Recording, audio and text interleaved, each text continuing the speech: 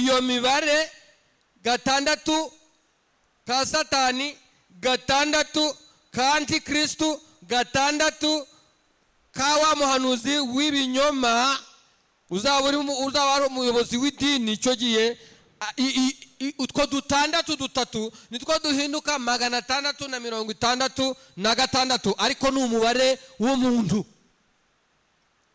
Rero abangaba bazaba bagomba, uru rugamba ruzaba rugomba kurwanwa, rugeze igihe cyo kurwanwa n'Abisiraheli. Imyuka y'abishwe bahowe izina rya Yesu, bahowe n'ubuhamya bahamyaga, ngo irataka iravuga ngo uzageza he kudahorera amaraso yacu bamenye ku isi bakuduhora. Hanyuma rero ngo bahabwa igishura, bamaze guhabwa igishura ngo babwirwa kumara akanya gatoya baruhutse, ngo barindire bagenzi babo imbata nkabo bagiye kwicwa nkabo kugeza aho umubare wabo uzuzurira. Abo rero bazaba bagiye kongera umubare, bagiye kuzuza umubare, ubwo azaba noneho ari Abayisiraheli gusa, kuko nibo bazaba bigometse kuri iyo ngoma ya Antikristo. Isi yose izabanga. Antikristo ni umuntu, hanyuma n'abantu bazaba barimo Satani, kuko Satani nawe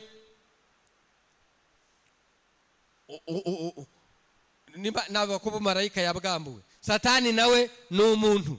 Nubwo hari ibidutwikira, ariko tuba twumva, haleluya, tuba twumva ijuru rikurura, tuba twumva mpwemu yera tambu, tuba twumva Kristo ahumura aduhumurira, tuba twumva imirindi igenda, hanyuma tukavuga hoya reka ndekura nigendere, ndimo numva umukunzi wanjye ari bugufi, ndimo numva ndekura tukintandukanya n'ibyo biba byatubundarayeho, kubera yuko uwo dufitanye isano arimo arenda kuza.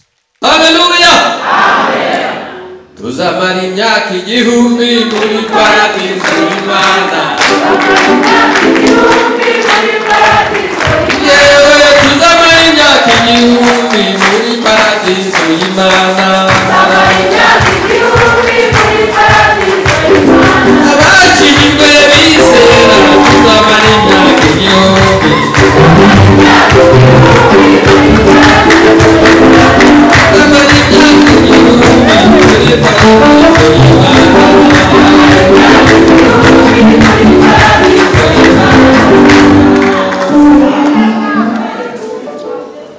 Haleluya, amen.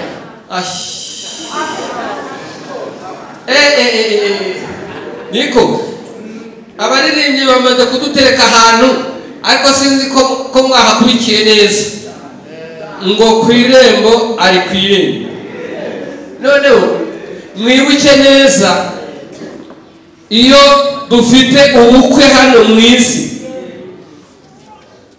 hanyuma abakwe bakaza, ntabwo baza ngo bahite binjira, oya, baraza bagera ku irembo bagakora icyo bita kuvunyisha, bakabwira abasanga batari ko burya abakwe bari hafi aha ngaha, mbese mwatwemerera. Uyu muririmbyi araririmba ngo ku irembo, ngo wari ku irembo, ngo Yesu araje, ngo kandi agiye ku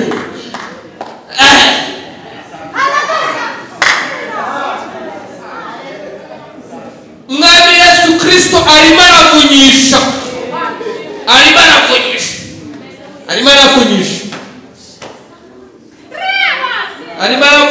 we, arimo aravunyisha, ari hafi aha, yahageze ku irembo, aje gutwara umugeni we, aje gutwara umugeni we maso, aje gutwara umugeni mwiteguye, arimo aravunyisha.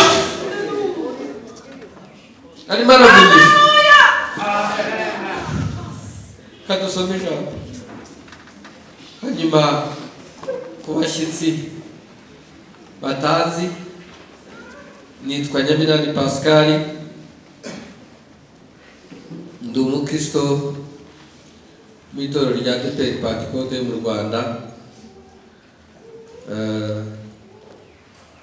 Hanyuma kaba ndi umukristo warwa mu itorero rya ADEPR Paruwasi ya Remera, ku itorero rya Remera niho ubundi nyuma yo kuzengurukaho Kristo yari yantumye kuzenguruka hose. Ngiye rero mu kiruhuko cy'izabukuru biba ngombwa ko ngaruka ku ivuko aho natangiriye, aho nari ndi Remera. Rero Imana yangiriye ubuntu muri 2015 inshingano zo kuba umupasitori. Ubwo nyine ndi n'umupasiteri ariko w'umukristo. Haleluya. W'umukristo, kuko hari n'abapasiteri batari abakristo. Mwari mubizi?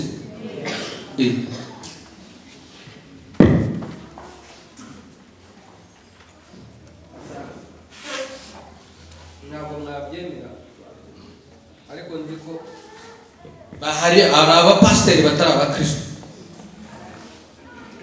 ariko ngende umupasiteri nkaba ndi n'umukristo. Ko byonyine no kuba umupasiteri wo muri ADEPR rata nabyo ntabwo ari ibintu byoroshye, si ibintu bibonwa nanjye. Pasiteri wo muri ADEPR ukuntu ameze muri kino gihugu ni nk'uko perime de conduire yo mu Rwanda imeze ku isi, kuko buriya ni perime mpuzamahanga, ahantu hose uyigejeje barayemera we. No kuba umupasiteri muri ADEPR rero nabyo ntabwo ari ikintu cyoroshye, ntabwo bibonwa na buri wese. Imana ishimwe ko nanjye yanyemeye hanyuma ikangabira uwo murimo. Hanyuma dusome ijambo ry'Imana dusanga ahangaha mu butumwa bwiza bwa Yesu Kristo ko bwanditswe na Matayo igice cya 25. Turasoma duhereye ku murongo waho wa mbere. Umutwe w'amagambo wavuze ngo umugani w'abakobwa 10. Ni urupapuro rwa 28 ni isezerano rishya. Matayo 25 turasoma duhereye ku murongo waho wa mbere tugeze ku murongo wa 13.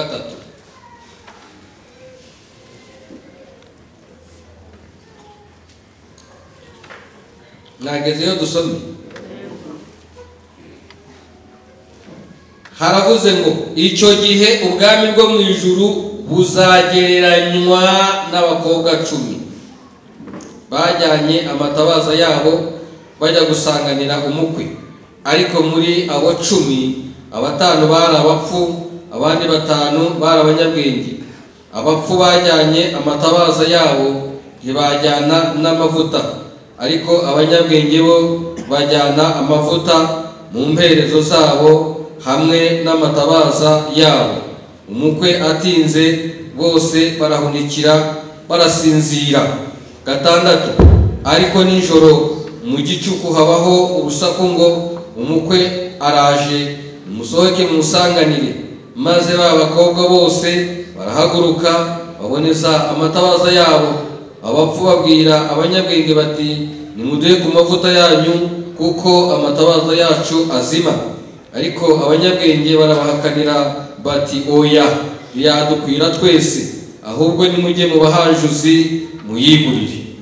Bagiye kugura, umukwe araza, abari biteguye binjirana nawe mu bukwe, urugi rurakingwa.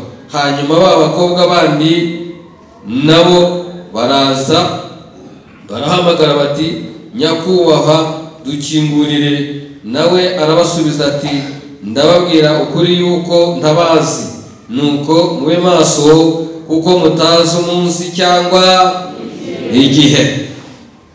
Ibyahishuriwe Yohana igice cya 6 murongo w'9 no w'10. Igitabo cy'ibyahishuriwe Yohana ni igitabo gihera ibindi bitabo ubwo nuturuka hirya rwose aho Bibiliya irangirira uraba ukigezeho, hanyuma ubone kuza mu mpapuro uhindura tugere ku gice cya 6 dusoma umurongo w'9 n'uw'10 ndetse n'uwa 11. Mwagezeyo? Havuze hatya hati, umwana w'intama amenye ikimenyetso cya 5, mbona munsi y'igicaniro imyuka y'abishwe bahowe ijambo ry'Imana n'ubuhamya bahamyaga, bataka n'ijwi rirenga bati, ayi mwami wera ukuri, uzageza he kudaca amateka no kudahorera abari mu isi uhorera amaraso yacu? Umuntu wese muri bo ahabwa igishura cyera, babwirwa kumara n'ikindi gihe gito baruhuka, kugeza aho umubare w'imbata bagenzi babo bene se bagiye kwicwa nkabo uzuzurira.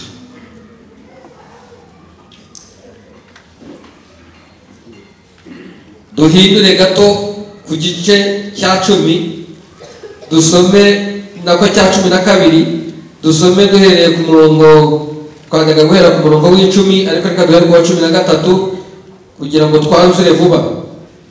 Haravuze ngo nuko cya kiyoka kibonye yuko kijugunywe mu isi, gihiga wa mugore wabyaye umuhungu.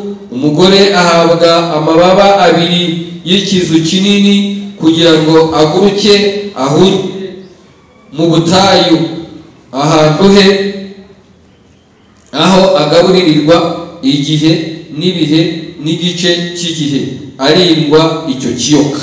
Icyo kiyoka gicira amazi ameze nk'uruzi inyuma y'uwo mugore kugira ngo amutembane, ariko isi iramutabara, yasamya akanwa kayo imira uruzi cya kiyoka cyaciriye. Ikiyoka kirakarira wa mugore, kiragenda ngo kirwanye abo mu rubyaro rwe basigaye bitondera amategeko y'Imana kandi bafite guhamya kwa Yesu. Mwakira ijambo ry'Imana.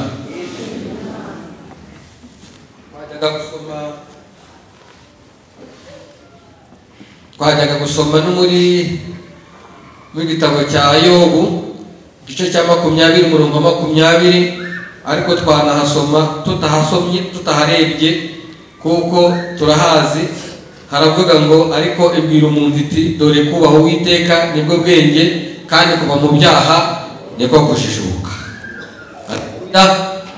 Twajyaga gusoma no muri Yesaya igice cya 4 umurongo waho wa 1, havuga ngo, naho turahasoma tutahageze tuhasome. Haravuga ngo icyo gihe abagore 7 bazasanga umugabo umwe, bamubwire bati, nyaboneka wa mugabo we, turakwinginze twemerere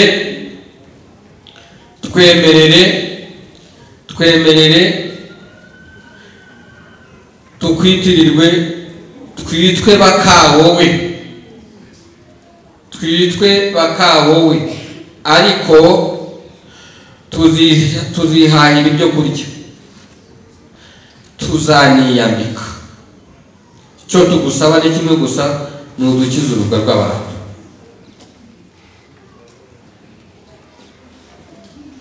Hanyuma katuganire dusomye ibintu ko barimo by'upase byagenze gute Christien na kubipfira nimba ari weri cyashanje simbizi, ariko mubireba ikibazo kiri mu gikemuri. Hanyuma dusomye n'ubutumwa bwiza bwa Yesu Kristo bwanditswe na Matayo igice cya 25. Hatubwiye umutwe w'amagambo ngo, umugani w'abakobwa bangahe? 10. Hanyuma Yesu aravuga ngo, icyo gihe ubwami bwo mu ijuru buzagereranywa n'abakobwa 10. Mikrofoni shitani weteye. Shitani va kuri mikrofoni mu izina rya Yesu kuko turavuga ibya Yesu.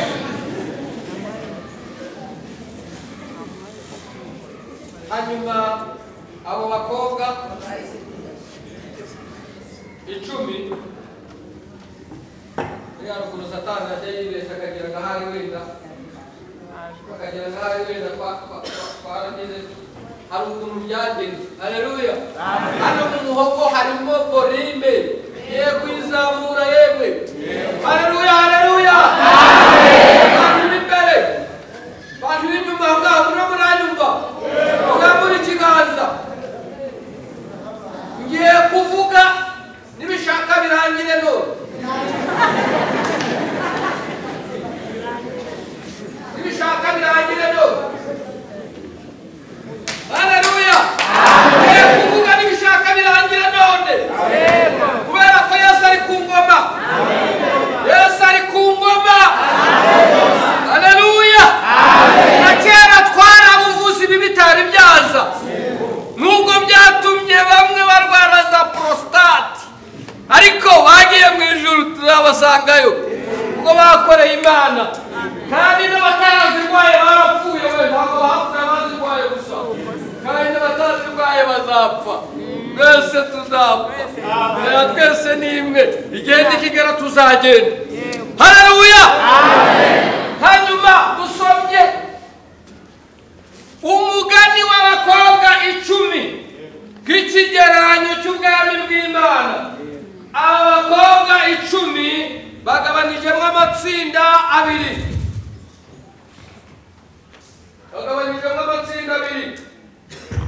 Harimo itsinda ry'abapfu, harimo n'itsinda ry'abanyabwenge. Kandi aya matsinda uko ari 2 arangana. Ni 5. Hanyuma ngo bagiye gusanganira umukwe, bose bajyana amatabaza.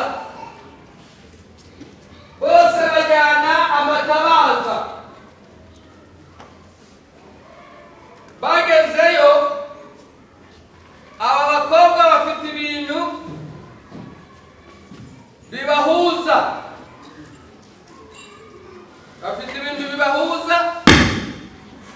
Ariko bakaza kugira ikintu kimwe kibatandukanya.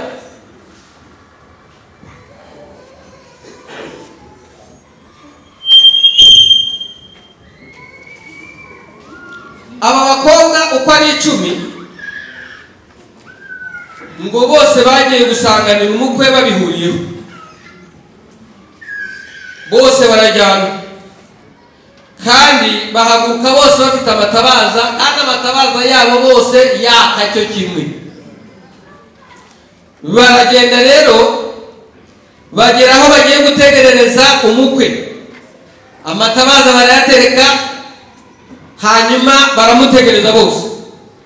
Amatabaza araka, baramutegereza. Haleluya. Amen. Baramutegereza. Igihe kiragera, hanyuma ngo umukwe aratinda. Buriya nuko tutaga tubinjiramo neza, ariko Yesu yasize ateganije ko asize abivuze yuko azatinda. Yasize abivuze yuko azatinda. Kandi koko urebye igihe kigeze none uyu mukwe aratinze. Nyamara uyu mukwe aratinze kuko kugira ngo imyaka 2,000 irangire dushigaje imyaka 10 gusa. Yagiye muri 33 asigaye abwira ati ndaje rwose. Gusa ati cyo ngiye gukora, ngiye kubategurira hanyuma nyamara gutungana ndaza mbajyana. 33 dogende mu mwaka w'2023 turabura imyaka 10 gusa 2,000 bire byuzuye. Hanyuma rero ngo aba bakobwa bose bagerwaho n'ingaruka cyo kimwe z'uko umukwe yatinze, bose barahunikira kandi bose barasinzira. Si abanyabwenge barasinzira, si n'abapfu barasinzira. Hanyuma uko bose bagasinziriye, basinzira amatabaza yabo yaka. Ariko kubera ko basinziriye kandi igihe kikaba kirekire, amavuta bashyize mu matabaza aza kugera igihe arazima, kandi azimira icyarimwe. Ay'abanyabwenge arazima, n'ay'abapfu arazima. Hanyuma ngo mu gicuku habaho urusaku, ngo nimubyuke umukwe araje mumusanganire. Ba bakobwa bose bakangukira icyarimwe. Haleluya. Batangiye kuboneza amatabaza, basanga amavuta yashiriyemo icyarimwe yose yazimye, ariko abanyabwenge bari bibitseho amavuta yabo ku ruhande. Haleluya. Barayafashe basuka mu matabaza, baramurika, amatabaza yabo araka. None abapfu babwira abanyabwenge bati mwebwe ko yaka twebwe ntiyake bimeze bite? Bati mudire ku mavuta ya dushyiremo natwe kuko twebwe yacu byanze byarangiye. Abanyabwenge barababwira ati shwita, ayo dufite ntabwo yadukwira, ahubwo nimukate hirya ha mu bahanjuzi mujye kuyigurira, mujye kuyigurira. Ati nimujye mu bahanjuzi mujye kuyigurira. Hari abantu bazayigurira kubera ko ayatanzwe n'ubuntu banze kuyakira no kuyabika no kuyazigama, hanyuma bazajya kuyigurira mu bahanjuzi. Bazajya kuyigurira, bazahura n'abahanjuzi kandi bazabahanjura.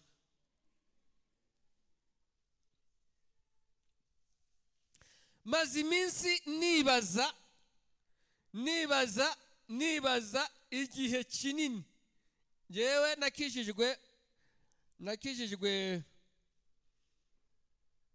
nakijijwe ku itariki 12 z'ukwezi kwa 4 mu mwaka w'1982.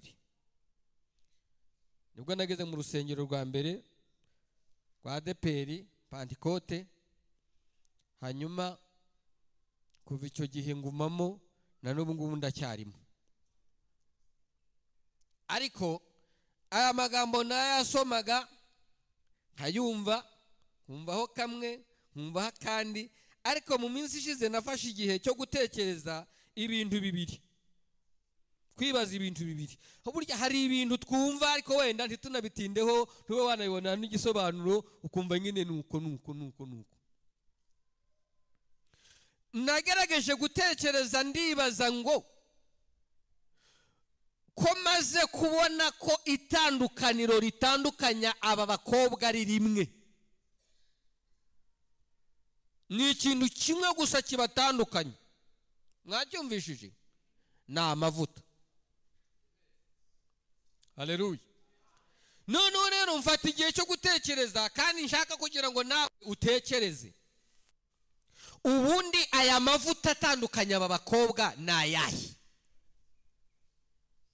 Ni amamesa, ni ruwiri, ni kokobata, ni esanse, ni peteroli, ni amazutu. Aya mavuta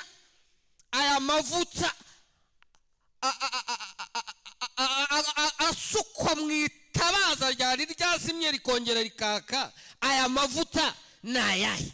Aya mavuta yagombeye abanyabwenge, abapfu ntibabyiteho ntibayagire, kandi bose bagiye gusanganira umukwe, kandi bose bajyanye amatabaza. Mu bundi aya mavuta ni ayahe?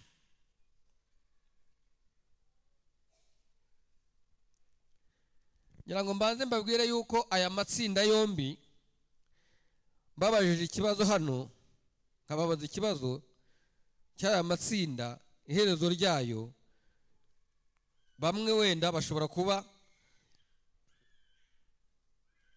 batabimenya cyangwa se bakayadestininga ahantu hatandukanye bitewe n'ukuntu umuntu abyumva, kandi byose birashoboka, ariko singiye kukibabaza. Ntago ngiye kukibabaza, ahubwo icyo nahawe n'umwami kumenya nicyo ngiye kubaha namwe. Yesu nashimwe. Aya matsinda uko ari abiri, Bibiliya yatubwiye ngo icyo gihe ubwami bw'ijuru buzagereranywa n'abakobwa 10. Birangiye aba bakobwa 10 babacamo amatsinda abiri kandi atandukanye, sibyo? Ndagira ngo rero mbatangarize, ari abantu bajya bavuga bati itsinda rimwe rizajya mu ijuru, irindi tsinda rizarimbuka. Siko mwajyaga mubyumva munabitekereza? Ntago ari byo. Aya matsinda yombi nta na rimwe rizarimbuka, kuko Yesu ni ikigereranyo cy'ubwami bwa hehe? Bwo mu ijuru. Ni ikigereranyo cy'ubwami bwo mu ijuru. Nta tsinda na rimwe rizarimbuka, ariko aya matsinda afite ukuntu atandukanye, ndaje mbibabwire. Hanyuma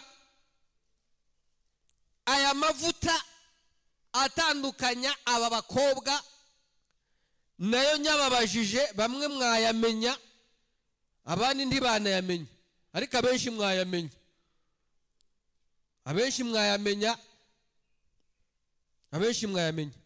Ariko aya mavuta naje gusanga ijambo rya mbere ni umwuka wera. Haleluya. Abayoborwa n'umwuka bose nibo bana b'Imana. Ngo umuntu utagira umwuka wa Kristo nta nubwo uwo aba ari uwe. Ariko icyo ni kimwe mu bigize aya mavuta. Icya kabiri kigize aya mavuta atandukanye aba bakobwa ni ukwizera. Kwizera nde? Yesu Kristo. Gute? Nk'umwami n'umukiza. Ni ukwizera gutandukanya aba bakobwa, nubwo bose bafite itabaza ni ijambo, sibyo? Tabaza ubundi ni ijambo. Hanyuma muzabona abantu bose bakora amadini n'amatorero, abantu bose bakora za gahunda zo gusenga, bose uzasanga iyi Bibiliya bayifite, bafite ijambo. Ariko mwibuke ko muri Yesaya 4:1 gw'icyo gihe abagore 7 bazasanga umugabo umwe bamubwire ngo tiens monsieur tuzitungirwa n'ibyo kurya byacu vraiment, iyo tuzaniyandika rwose nta kindi kintu tuzakubaza, kimwe gusa twemerere tukwitirirwe kugira ngo dukize uruga rw'abantu.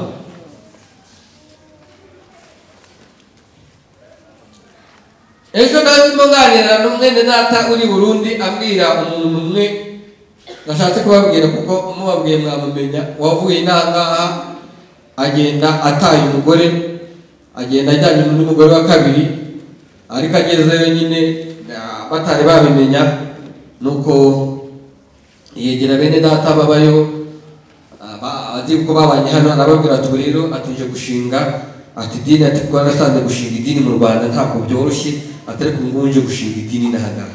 Noneho ngo umuntu ngaramubwira ati ariko se ati ibintu byo gushinga idini, ati waje wenda tukakwigisha gucuruza, ati ko namwe byo dukora, ati ibintu byo gushinga idini, ati mu by'ukuri ni umuhamagaro cyangwa se urimo urashaka imibereho. Ati nyine turimo nashaka imibereho, ati kandi ibintu byo gucuruza ati ntago ari impano yanjye, ati n'umugeni numva nashaka imibereho, ati nyuze gushinga idini.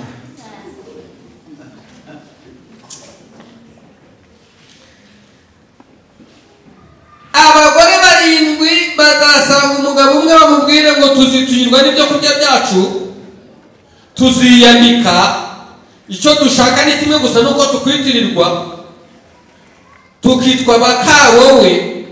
Abantu benshi bitirirwa Yesu ariko batamudepanaho.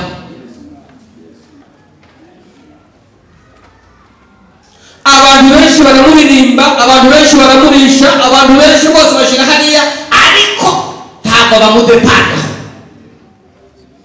Kuba batamudepanaho bakamurisha akanabagaburira rwose, izina rye rikabagaburira, iyo akabagaburira rwose, ibyubahiro bikaza, bakagura n'amadege, bakubaka ama etaje, ni kubyumva, ariko bariya ni kubwabo baranihahira. Kristo ntacyo bamukiniyeho, ni ukugira ngo abakize ubwo bw'abantu gusa.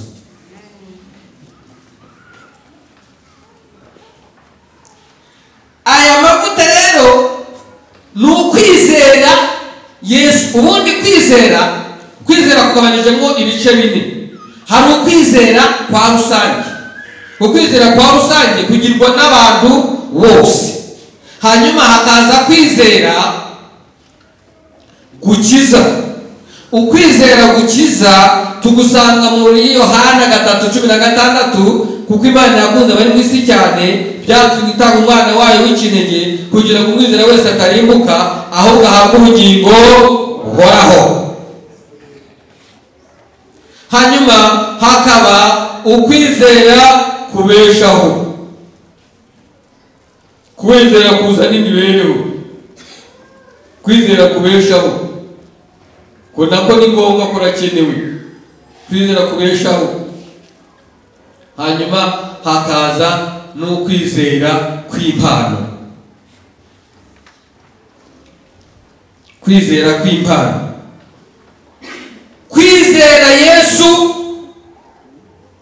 nk'umwami n'umukiza, tukizera yuko yapfuye akazuka, tukizera yuko yapfiriye ibyaha byacu, tukizera yuko azatuzura, tukizera yuko azadufubika umwambaro wo gukiranuka, agahisha isoni z'ubwambure bwacu, tukabona Imana ikatwemera. Ntabwo ari benshi babitekereza gutya, babifite batyo. Icyo rero kirazana itandukaniro hagati y'aba bakobwa. Icya gatatu nicyo bita ubutatu bwera, cyangwa se ubutatu butagatifu mu Gatolika, cyangwa se mu Giswahili, ariko mu Kinyarwanda ni ubutatu bwera. Imana Data wa twese, Imana Mwana, Imana Mwuka Wera. Nimubona mubyemera mutyo, mukaba mubyumva mutyo, mubihaye agaciro gutyo, ntimutekereze ko hari abandi batabyumva gutyo. Hari abandi batabyumva gutyo, bafite ukundi kuntu babyumva, bavuga bati reka reka reka, Imana ntibyara kandi ntibyarwa, bati Imana rukumbi. Ariko burya Imana itabyara kandi ntibyarwe, murayizi iyo Mana ni ibuye. Burya ibuye nicyo kintu kitabyara kikibyarwe. Ibuye nicyo kintu kidahumeka gusa kuri isi ya rurema, ariko ibindi bintu byose burya birahumeka. Haleluya. Ibuye ryonyine gusa, ibuye uko ryamwe nuko rimeze, ntabwo ribyara, kuko nta kinyabuzima kiba mu ibuye nuko. Iyo Mana rero bavuga ngo itabyara ntibyara, sinzayizera, sinzanayemera, nta ninabaho kwanza n'indemano. Niyo nabo babaremye. Ubundi ikintu kitabyara ntikibyara kitanahumeka ni ibuye. Ubwo rero ntabwo ngewe nziringira ibuye, oya, ziringira Imana ibyara, yabyaye Yesu, nanjye irambyara, vuka bwa kabiri. Haleluya. Hindura igisekuruza, umuntu we mu gisekuruza by'iwacu, uzanshakayo ntazongera kumbonayo, Satani yiteguye kuzanshakirayo, ariko ntazambonerayo, kuko namaze guhindura igisekuruza ninjira mu gisekuruza gisha njyawe n'Imana mvuka ubwa kabiri. Ubwo navutse kabiri nzapfa rimwe, nzapfa rimwe bisa. Ariko utaravutse kabiri, abavutse rimwe bazapfa kabiri. Iyo Mana rero itabyara ntibyarwe n'ibuye. Ibuye ntikura kuko nta kinyabuzima kiribaho. Uko ryamye nuko nta kundi. Wenda wabozo tina tuwerera ko ko hari ahantu umuntu anyura agasanga hatari ibuye, ikindi gihe hanyura agasanga ibuye ryarakuze. Ariko burya hari ibintu byabaye ntago ari ibuye ryakuze. Hantu wanyuze ugasanga ibuye ridahari, bwagaruka ikindi gihe cyagera ukahasanga ugasanga rihari. Na burya cyagiye wahanyuraga ryari rihari, ahubwo hari icyo bita ubutaka bwari burirenze hejuru. Hanyuma rero igihe kibaye kinini umuvu uraza ukukumba bwa butaka ukuraho, igihe noneho riragaragara. Ariko ntiryarindi ryahahoze ntabwo ari uko ryakuze, ahubwo cyari kiritwikiriye cyavuyeho. Aba bakobwa, aya matsinda yombi agize ubwami bw'Imana, ariko afite itandukaniro riyatandukanya. Tumaze kubona igitandukanya aba bakobwa ko tumaze kubona ibintu bitatu. Icyo kintu mvuze cya gatatu cyitwa ubutatu bwera bw'Imana. Hari abantu benshi batemera ko Yesu ari Imana. Hari abantu benshi batemera umwuka wera. Hari abantu benshi bavuga yuko mu gihe cy'isezerano rya kera Imana yari iriho nka marayika w'Imana. Hanyuma mu gihe cy'intumwa Imana ikaba yari ihari ari Yesu Kristo. Hanyuma mu gihe cy'itorero Imana ikaba ihari nk'umwuka wera. Ariko iyo Mana gusa yagiye yigaragaza gutyo, ariko ari yayindi imwe, ari yayindi imwe. Ariko ibyo ngibyo ntabwo ari ukuri, kubera yuko iryo jambo mvuze ubutatu, bagenzi banjye bene data, ntawe waribona ryanditse muri Bibiliya. Muri Bibiliya wari gutuma ngo mwereke aho ryanditse, ntaho waribona. Ariko nubwo ntaho waribona, hari ibimenyetso byinshi bitwereka ko Imana igizwe n'ubutatu. Imana igizwe n'ubutatu, kubera yuko iyo dusomye mu gitabo cy'Itangiriro igice cya mbere murongo wa 26 tuhasanga inyito, tuhasanga imvugo itugaragariza yuko Imana itari yonyine, itari yo rukumbi nkuko babivuga gutyo, ahubwo ko hari imvugo itugaragariza ubutatu. Haravuga ngo iki? Haravuga ngo tureme umuntu mu ishusho yacu ase natwe. Mu by'ukuri iyo mvugo murumva ko ni imvugo y'abantu barenze umwe. Wagera ku gice cya gatatu murongo wa 22 muri icyo gitabo cy'Itangiriro, hagakubwira ngo dore uyu ahindutse nk'imwe yo muri twe. Wagera mu gice cya 11 murongo waho ngira ngo wa 7 hakavuga ngo reka tumanuke tuhahindurire ururimi rwabo rube mu nyinshi. Wagera muri Yesaya 6 murongo wa 8 hakavuga ngo ndatuma ninde watugendera. Haleluya. Wenda mu isezerano rya kera harimo imirongo myinshi igenda ibivuga, ariko mbaye mvuze iyo ngiyo. Noneho wagera mu isezerano rishya ryo, noneho b'abantu barimo bavugwa, isezerano ryo noneho rigiye kubagaragaza umwe ku wundi ku mugaragaro.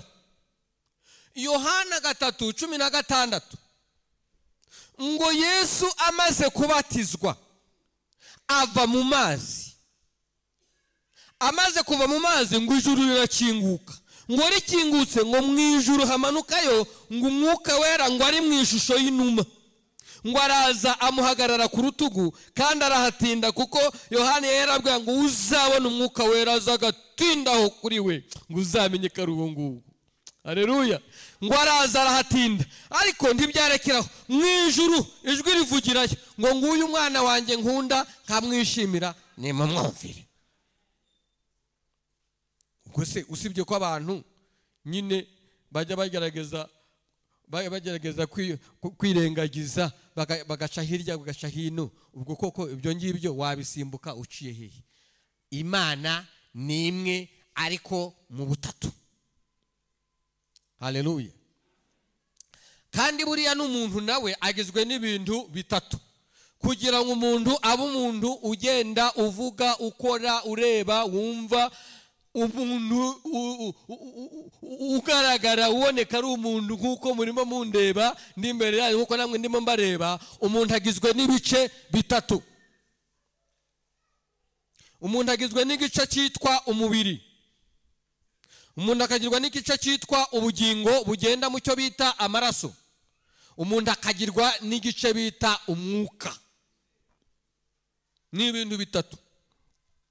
Kugira ngo umuntu abe umuntu, nuko ibi bintu uko ari bitatu byose biba bihari bikora neza.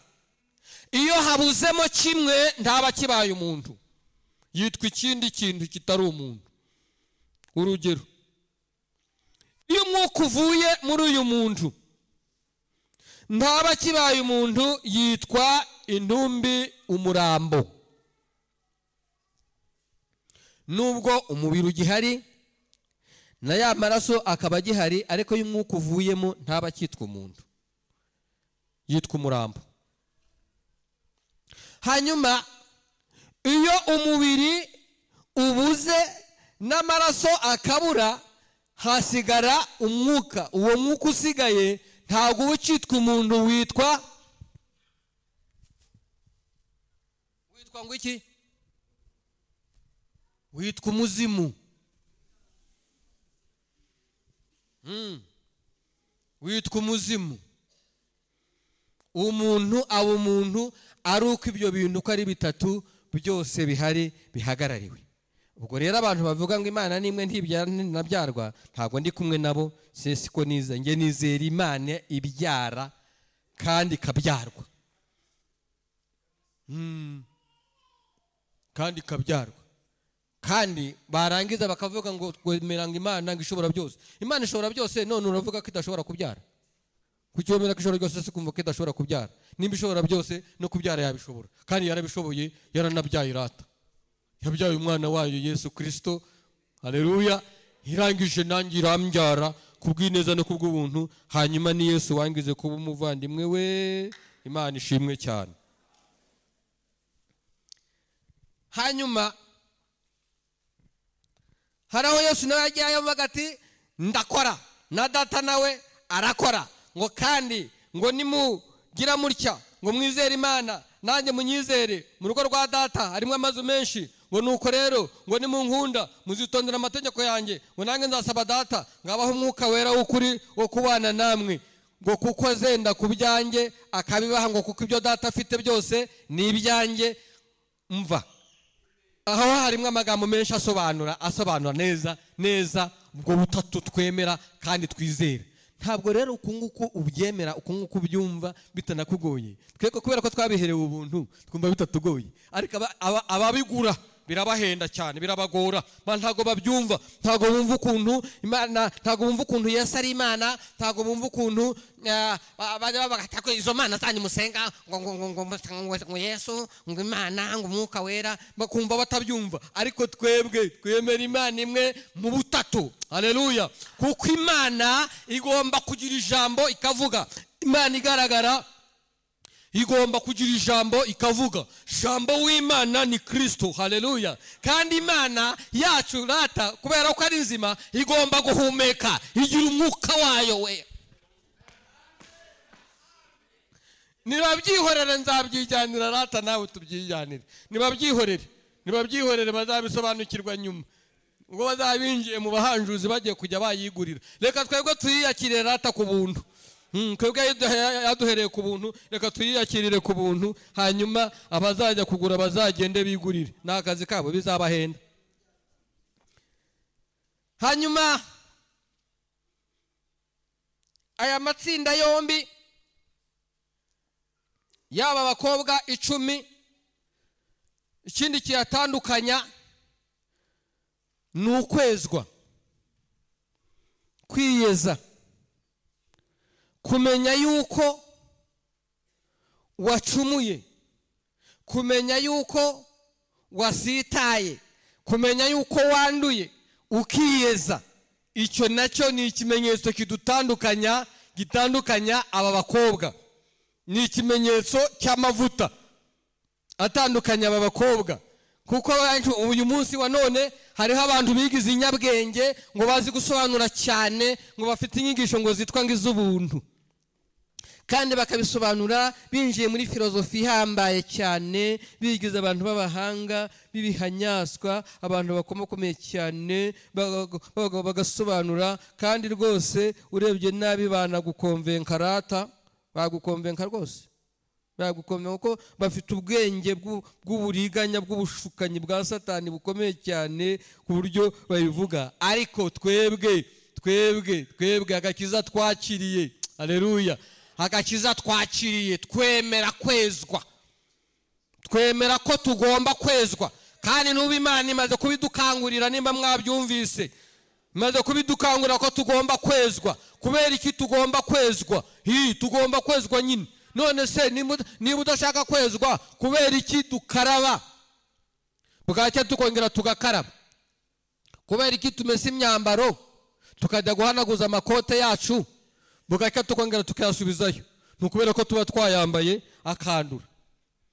Kubera iki tukaraba se tukongera tugakaraba? Ni ukubera ko tuba twagize ibintu dutekereza ko byatwanduje tukongera tugakaraba. No mu bugingo n'umuntu w'imbere agomba guhora yoga rata, ntibazabashuke, agomba guhora yoga. None si tugendamo imyanda ntinyanyagiye hirya no hino itugwaho, ariko kubera yuko ariko rata ntimunabarenganye, hari impamvu ndaza kwibabwira. Ntimubarenganye, hari impamvu nyine babyumva gutyo. Ariko ibyo byose ni ibimenyetso by'amavuta azana itandukaniro hagati y'aya matsinda y'aba bakobwa. Haleluya. Ikibabaje gusa ni uko aba bakobwa b'abapfu bazasanga bayakeneye igihe batazabasha kuyabonera icyo gihe ngo abagirire umumaro yakabagiriye. Hanyuma bayibitseho nabo, abantu bayibitseho rero bazaba bari ijisho, bazaba bari maso, bazaba biteguye, babandi biyeza nk'uko uwo nguwo naboneye. Nk'ufite ibyo byiringiro muri we niyiboneze nk'uko uwo naboneye. Duhora twiyeza, twitunganya, kubera yuko haleluya muri twebwe dufite amavuta mu merezo, turayafite, turabyumva. Iyo wumva ibintu bitameze neza ushaka ukuntu wiyunga nawe, kubera ko turamutegereza, turamurindiriye. Nubwo twese turi mu isi, nubwo twese wajya kureba ukabona abantu bose bagenda bahuzagurika, abantu bose baragenda n'abasara basinziriye, kandi mu by'ukuri kigaragara cyo umukwe wacu aratinze. Kandi n'ubukwe tujya dukora hano mu isi, iyo umukwe atinze na dekorasiyo irapfa. Dekorasiyo irapfa, umuntu umwe akurura agatebe undi agakurura, kandi kubera ko umukwe yatinze bakaba biganirira mu bindi. Dekorasiyo kera yapfuye, kera yapfuye. Ariko nihaza kubaho urusaku ng'umukwe araje, barongera babiringanize, biyumanganye. Ariko kubera ko yatinze byabaye impamvu yuko dekorasiyo nayo ipfa. Rero nubwo bimeze bityo, haleluya, ariko ufite ibyo byiringiro mu mutima, yiboneza nk'uko uwo nawe aboneye, kuko turamwumva Yesu, turamwumva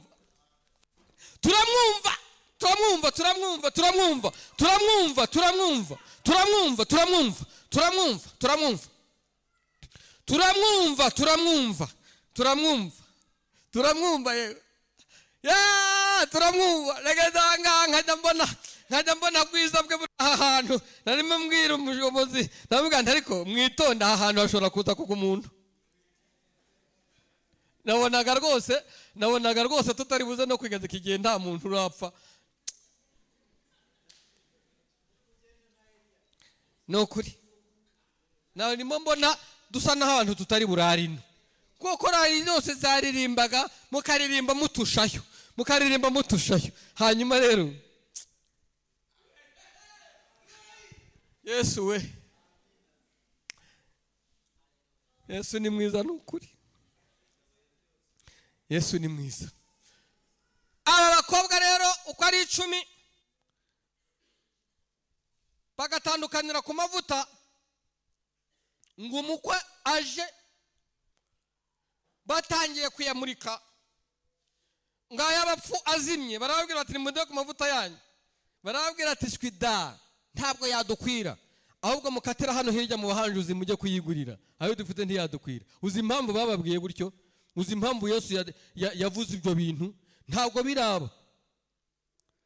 biraba ariko bizaba kambabwire umunsi Yesu azaza gutwara itorero agahagarara hano mu kirere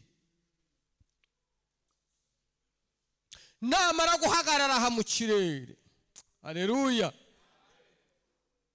namara guhagarara aha mu kirere abamwizeye abapfiriye muri we azaza arangura ijwi rirenga ijwi rye ribahamagare hanyuma haze n'ijwi rya marayika ukomeye rihanura indiri y'ubwami bwa Satani baha hejuru mu kirere hanyuma habeho n'impanda y'Imana impanda y'Imana yo izaba ariyo kuvutwa kugira ngo abari maso abakiriho kandi bizera Kristo nabo bayumve bazamuke kandi mbabwire ntabwo impanda y'Imana izavuga nka vuvuzera negatifu ntabwo ari nka vuvuzera impanda y'Imana nivuga nta munyabyaha uzayumva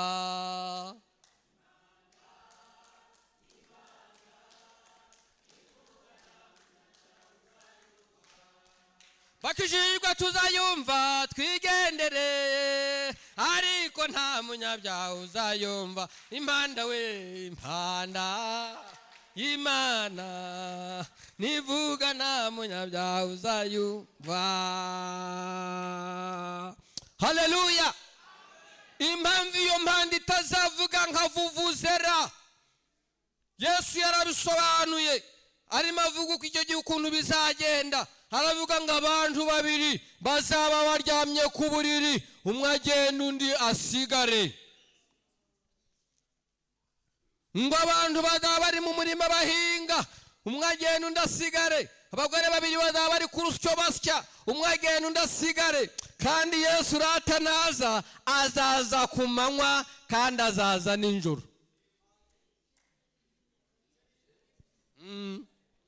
azaza ku manywa kandi azaza nijoro kubera iki abantu bahinga ryari si ku manywa bahinga hanyuma abantu baryama ryari nijoro Yesu rero azaza ku manywa kandi azaza nijoro ubwo si ibyo birabasize kandi rata abantu azaza bafite ijoro bafite amahirwe kuruta bazasanga ari ku manywa kandi abantu azaza barasinziriye bararuhutse bafite amahirwe kuruta bazasanga bagihari kubera iki kambanze nsobanure ku manywa kandi nijoro icyarimwe si byose ubu tuvugana aramutse aje hano turi ku manywa ariko muri Amerika bari nijoro yego muzehe muri Amerika bari nijoro bariryamiye bararuhutse rwose mu gihe twebwe turi ku manywa turimo tubeshya kuri telefone, baguhamagaye kuri telefone, kavuga ati we ugeze hehe? Ati bankurebaho, ntureba ko ndimo nzamuka kuri esikariye kandi nturambara n'ipantaro.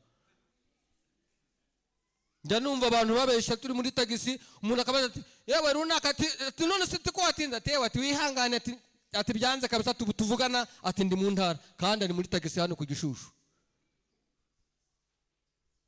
Njya byumva ngatangara, ariko nyine ibyo ni ibimenyetso.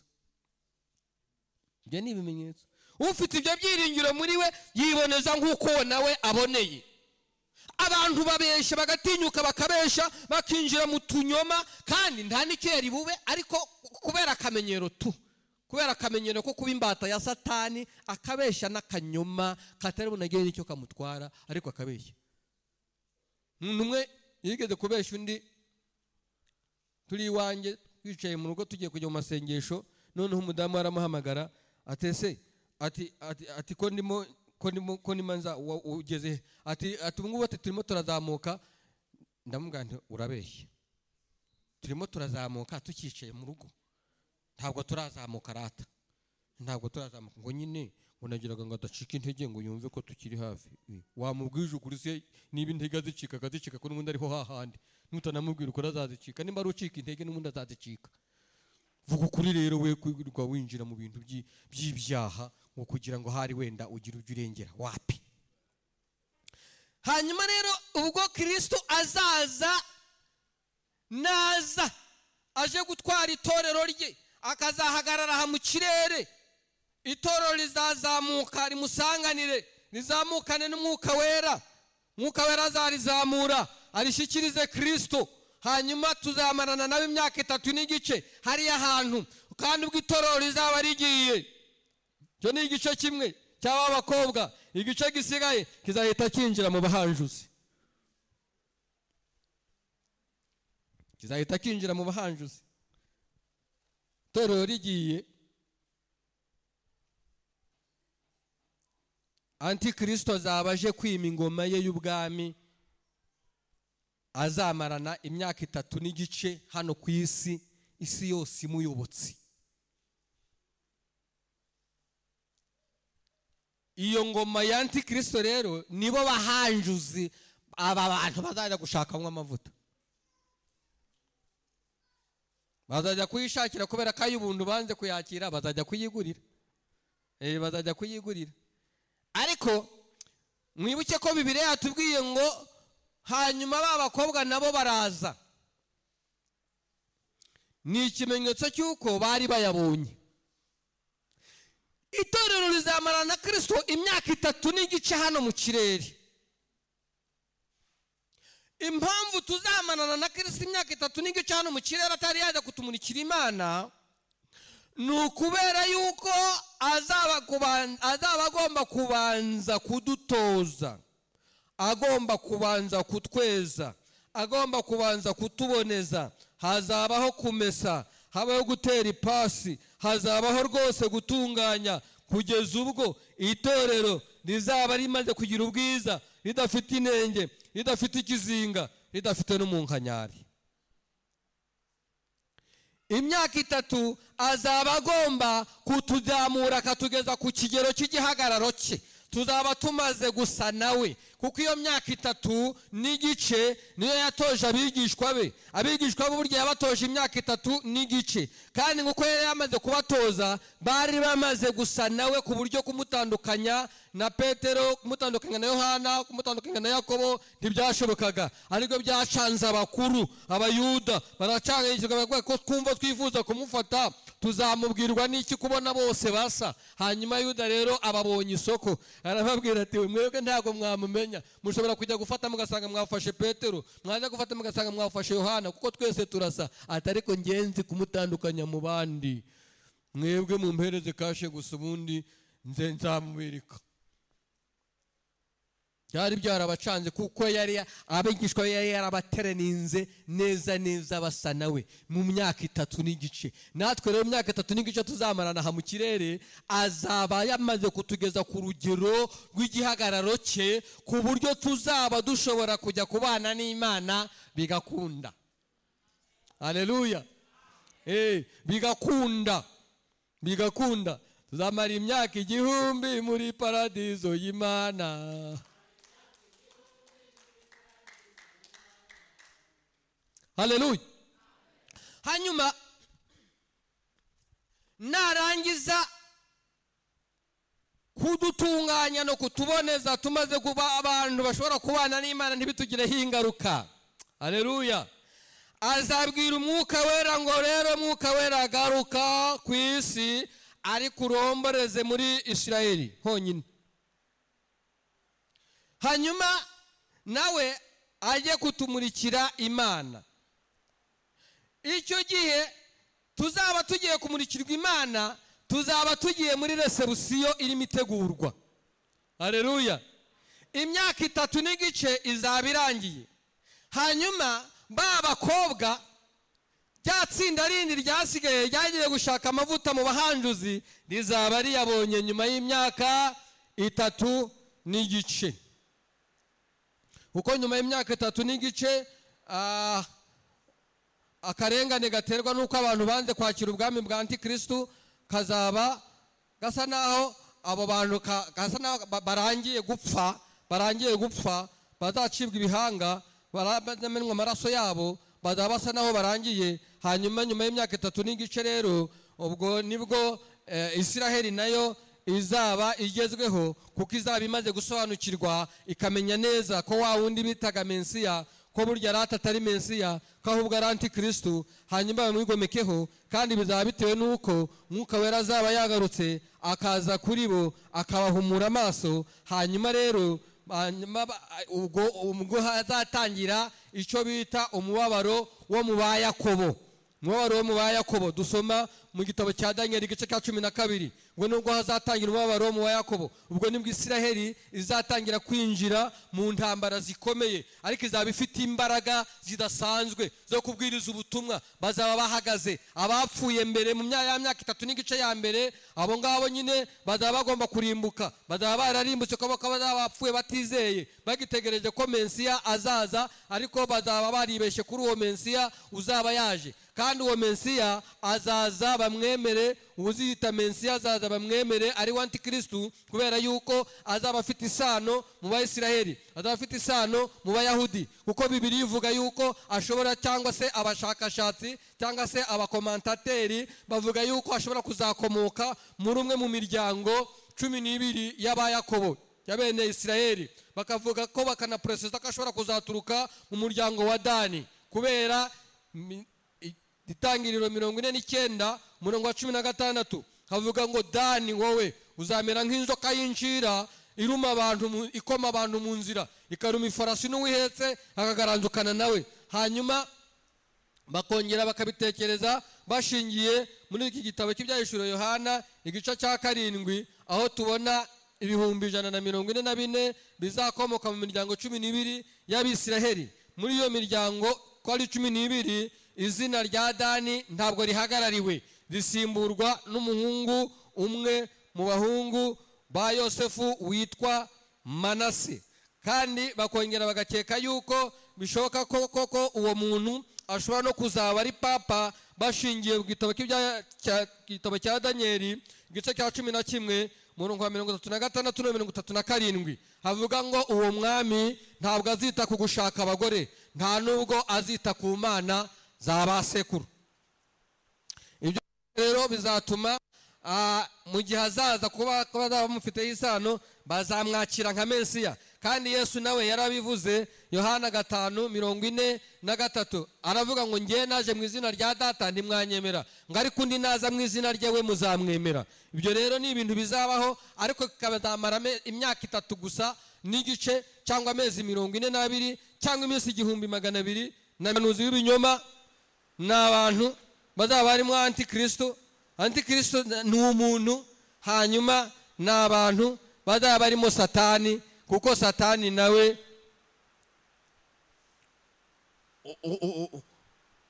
naba kuba marayika yabwambuwe. Satani nawe ni umuntu. Soma Ezekiyeli igice cya 28 umurongo waho ngire ngo wa 3 urabibona neza. biravuga ngo nubwo wishyira hejuru nk'Imana ngo ari kuzapfa nk'umuntu. Yesu nashimwe. Aho rero iyo mibare 6 ka Satani, 6 ka Antikristo, 6 ka wa muhanuzi w'ibinyoma uzaba ari umuyobozi w'idini icyo gihe, utwo 6 nitwo duhinduka 666 ariko ni umubare w'umuntu. Rero abangaba bazaba bagomba, uru rugamba ruzaba rugomba kurwanwa, rugeze igihe cyo kurwanwa n'Abisiraheli. Hanyuma rero mu gice cya 6 twahasanze ku murongo w'9 cy'ibyashuro Yohana, twahasanze ngo umwana w'intama amenye ikimenyetso cya 5 ngo mbona munsi y'igicaniro imyuka y'abishwe bahowe izina rya Yesu, bahowe n'ubuhamya bahamyaga, ngo irataka iravuga ngo zageza he kudahorera amaraso yacu bamenye ku isi bakuduhora. Hanyuma rero ngo bahabwa igishura, bamaze guhabwa igishura ngo babwirwa kumara akanya gatoya baruhutse, ngo barindire bagenzi babo imbata nkabo bagiye kwicwa nkabo kugeza aho umubare wabo uzuzurira. Abo rero bazaba bagiye kongera umubare, bagiye kuzuza umubare, ubwo azaba noneho ari Abayisiraheli gusa, kuko nibo bazaba bigometse kuri iyo ngoma ya Antikristo, isi yose izabanga. Matayo 24 ku murongo w'9 aravuga ngo muzangwa n'amahanga yose abahora izina ryanjye, kandi abo bantu bazaza gukomanga bibwira yuko bakwiriye nabo kwakirwa nk'uko natwe twakiriwe rata abazaba bagiye mbere. Ariko Kristo azababwira ati mwimvundira, ndimo ndakira umugeni, ndimo ndakira umugeni, umugeni wa Kristo, umugeni wa Kristo. Harahirwa wowe nanjye, haleluya, tuzagenda nk'umugeni wa Kristo, tuzagenda mbere. Hanyuma rero tuba turi muri resebusiyo, ko turi muri resebusiyo rero ku isi Isiraheli zaba ibice bigacika, bafite imbaraga nyinshi cyane babwiriza ubutumwa. Nako turi muri resebusiyo, abantu nabo bicare baruhuke bategereze barindire imyaka 7 nishira. Imyaka 7 imaze gushira, ubwo icyo gihe Isiraheli izaba igeze igihe cyo gutabarwa noneho na Kristo. Kristo agiye kugaruka bwa kabiri, nibwo Kristo rero azategura intambara bita Har-Magedoni. Iyo ntambara yitwa Har-Magedoni niyo abadayimoni bazapfiramo. Iyo ntambara yitwa Har-Magedoni izarangira Antikristo n'umuhanuzi w'ibinyoma bafashwa ari bazima, batabwe mu nyanja yaka umuriro n'amazuku. Abandi bantu bazaba basigaye barimo n'abadayimoni bazicwa n'inkota izaturuka mu kanwa ka Yesu. Haleluya. Hanyuma mbatangarize yuko, haleluya, kuko icyo nahawe n'umwami kumenya nicyo nabahaye namwe, ngiye kubaha namwe. Mbatangarize yuko ubwo Kristo azaza aje gukora iyo komba bita Har-Magedoni, izaba ari intambara itegura ingoma ya Kristo y'imyaka 1000. Imyaka 1000. Nk'umwami wese ushaka amahoro agomba gutegura intambara. Kristo agomba kuzima ingoma y'imyaka 1000, nta Satani, nta muhanuzi w'ibinyoma, nta badayimoni, nta Antikristo, nta kiyobya, nta kirogoya. Azaza kwima iyo ngoma ye, zaba ari ingoma y'amahoro. Ariko mbabwira akantu kamwe, kera kwari agatubwiriza ubutumwa tuba mu gisirikari, bakatubwira batari koko Imana ikunda abantu kandi ikaba ifite ubushobozi, kubera iki itakuyeho Satani? Nkababwira nti ntabwo Imana yakuraho Satani. Imana ntabwo yakuraho Satani, kubera ko Imana yaremanye umuntu uburenganzira bwo kwihitiramo. Ntabwo rero Imana ari injyagitugu. Imana igiye ngo haze umuntu wemeye. Ntabwo rero Imana yakuraho Satani. Imana ntabwo yakuraho Satani, ariko kandi n'ababishaka ko izamukuraho hari igihe izamukuraho. Ariko ndabaga ngo Imana ntiyakuraho Satani, kuko Imana iramutse ikuyeho Satani ikaba iriho yonyine, yabaye inyagitugu, yayobokwa n'abayishaka n'abatayishaka, kuko nta handi bari buke. nubwo rero yarekeyeho Satani kugira ngo abantu bihitiremo aho bajya. Nkabaho urugero nkababwira nti murabizi yuko kera twabaga muri kino gihugu cy'u Rwanda dufite ishaka rimwe twese tubamo ryitwa Emerenide. Iryo shaka ryitwa Emerenide twese twaribagamo ari abaryemera n'abataryemera, bakajya bagira ngo banyuru kurishinga, bakajya bagira ngo abantu bose bararyemeye, kumbi baryemeye kubera ko nta yandaje. Bigeze muri 90 haza andi mashaka, haje andi mashaka, abantu bajye bigira mu yandi mashaka, rya shaka rijya ryabona ko burya ryari ribundaraye ku bantu ariko atari uko bose barikunze. Ubwo rero Imana nayo ntabwo yakuraho Satani. Satani agomba kuba ariho kugira ngo abayobye, hanyuma abamukunda bamukunde, n'abamuyoboka bamuyoboke, hanyuma ariko n'Imana nayo abayiyoboka tuyiyoboke rata, tuyiyoboke. Imana natwe abayoboka tuyiyoboke, nubwo Satani ahari tuyiyoboke rata, kuko igihe kizagera n'uwo Satani akurweho, kuko ku ngoma ya Kristo y'imyaka 1000 Satani azakurwaho. Dufite indirimbo tukaturirimba, nimuza turebe imbere dutegereze igitondo, twiringira Imana yacu nizakora imirimo, izirukana Satani, izategeka isi yose, tuzanesha kuko ntidusaba kubera ko Imana igitwumvira. Ariko nubwo Imana izakuraho Satani, igakuraho Antikristo, igakuraho umuhanuzi w'ibinyoma ku ngoma ya Kristo y'imyaka 1000, mbibutse ko ingoma ya Kristo y'imyaka 1000 azayima kuri